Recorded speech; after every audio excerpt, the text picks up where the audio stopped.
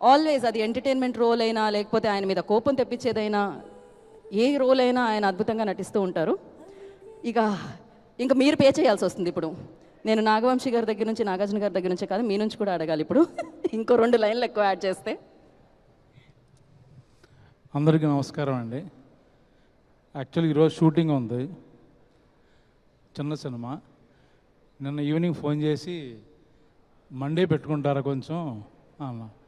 దేనికి సార్ అంటే మా సక్సెస్ మీట్ ఉంది, ఎప్పుడో ఒకసారి వస్తుంది, ఇలాంటి అవకాశం మిస్ అవ్వడం ఎందుకు అని పాపం వాళ్ళు అర్థం చేసుకుని షూటింగ్ మండే పోస్ట్పోన్ చేశారు. సినిమా హిట్ అయిందో లేదో తెలియడానికి నా ఎక్స్పీరియన్స్లో నాకు తెలిసి రివ్యూస్ కాదు, మాలాంటి యాక్టర్స్కి మార్నింగ్ షో అయిపోయిన తర్వాత మధ్యాహ్నం నుంచి ఫోన్లు వస్తుంటాయి, మెసేజ్లు వస్తుంటాయి. సినిమా బాగోలేకపోయినా ఎవరు ఫోన్ చేయరు, క్యారెక్టర్ బాగాలేకపోయినా ఫోన్ చేయరు. 2 బాగుంటాయి మటుకి డైరెక్టర్ల దగ్గర నుంచి రైటర్సు, అసోసియేట్ కో డైరెక్టర్లు, మొత్తం ఇండస్ట్రీ మొత్తం 24 క్రాఫ్ట్స్ తెలుసు, లేకపోతే వాళ్ళల్లో ఫ్రెండ్స్ వాళ్ళందరూ ఫోన్లు చేస్తారు. చాలా చాలా కాలం తర్వాత నాకు నిన్న సాయంత్రం నుంచి ఫోన్ రింగ్ అవుతూనే ఉన్నాయి. ఈరోజు కూడా చాలా మెసేజ్లు. దాన్ని బట్టి సినిమా బాగా అందరికీ నచ్చుతుంది అని కన్ఫామ్ చేసుకున్నమాట. నచ్చేసింది, ఇట్స్ గోయింగ్ టు బి ఇంకా బ్లాక్ బస్టర్ అని అర్థమైపోయింది. నన్ను ఈ క్యారెక్టర్లో ఊహించాడు డైరెక్టర్, చాలా థ్యాంక్స్ చెప్పాలి. మెసేజ్ల తర్వాత చూసుకోవచ్చు, మళ్ళీ రాదు ఇలాంటి అవకాశం.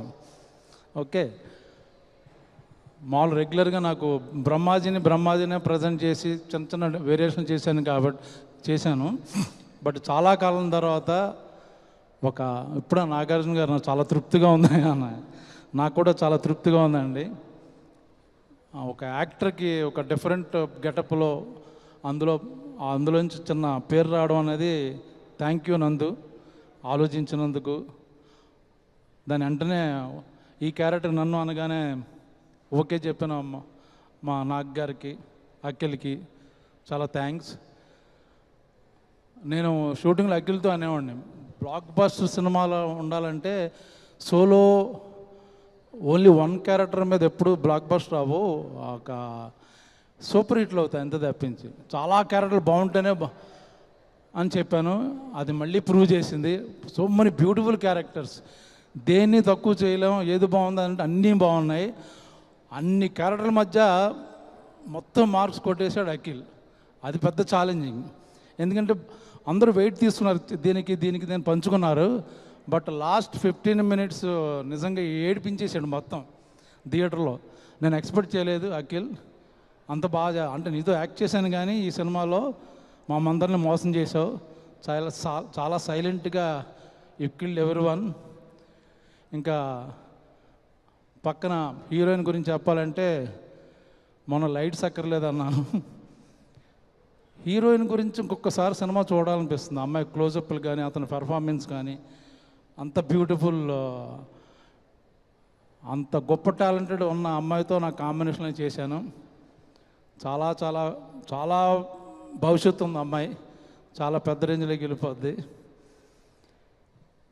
ఇంకా బృందా మాస్టర్ కానీ, ముఖ్యంగా మా శివాజీ, చాలామంది రివ్యూల్లో శివాజీ క్యారెక్టర్ ఆర్క్ అన్నారు. ఇన్నేళ్ళు అయింది ఇండస్ట్రీలోకి వచ్చాక, ఏంటో ఆర్క్ అంటే నాకు కూడా తెలీదు.